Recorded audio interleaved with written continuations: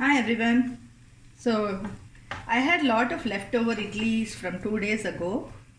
Instead of making idli upma, I'm making idli fry, Chettinad style. What I did was just cut the idlis and I'm deep frying them. As you can see, it's nice and brown.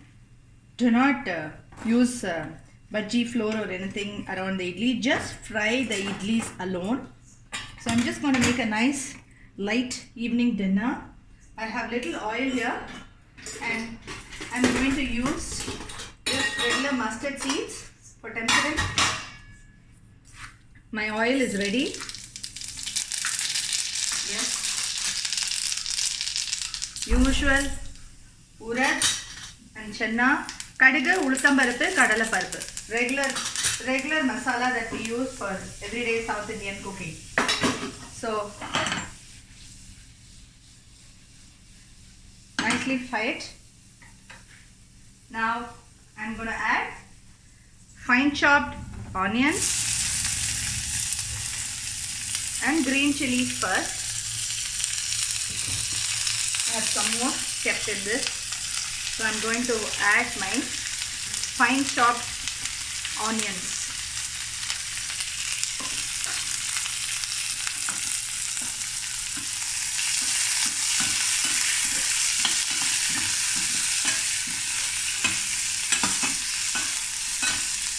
Let us wait for the onions to turn slightly golden brown.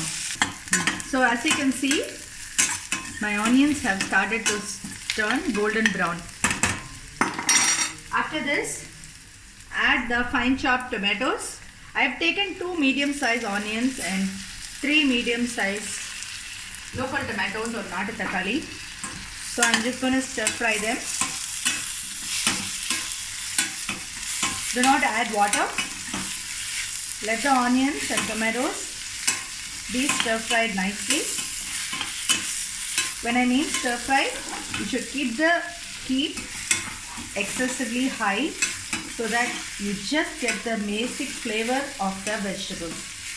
So now that I have these onions cooking, I'm going to add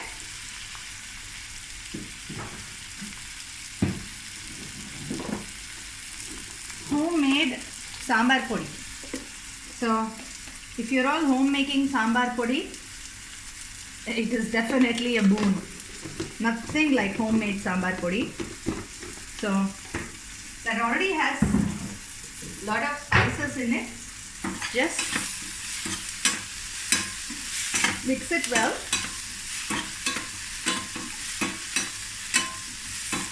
Now let it keep mixing. So as you can see, my idlis were cold. You cannot make this beautifully with fresh hot idlis. So it is basically using old idlis that were stored in the refrigerator, which comes out so nice. Do not make it with regular warm idlis. It has to be cold and you can fry them as cold as it is. It's very crispy and crunchy, as you can see. So because the idlis already have some salt, I might just add a very little salt to this mixture. And as you all know, all our South Indian dishes have asafoetida, hing or perengayam in it. So mix it. I can already smell the aroma. It's coming out so well.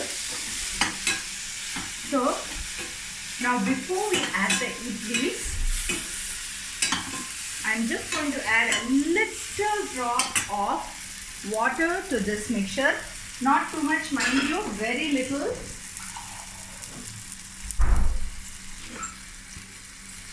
That's it. So that it can be mixed well. If you can see, the water I have added has blended so well with the tomatoes and onions. And you have very lovely consistency now for this mixture. Now we're going to add our idlis. I have about 4 fried idlis in this.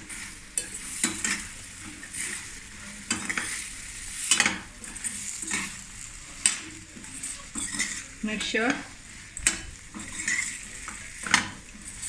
the idlis mix well. We are not going to let the idlis become soggy, so we're going to switch off the gas now. After adding this lovely coriander leaves, cilantro or kottamalli, whatever you call it, let's add the cilantro leaves.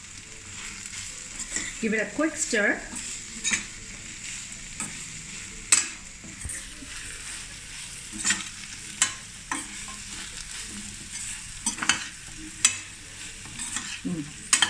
And then there you go. Your idli masala fry is as ready as it can be. It is so flavorful and ready to be eaten.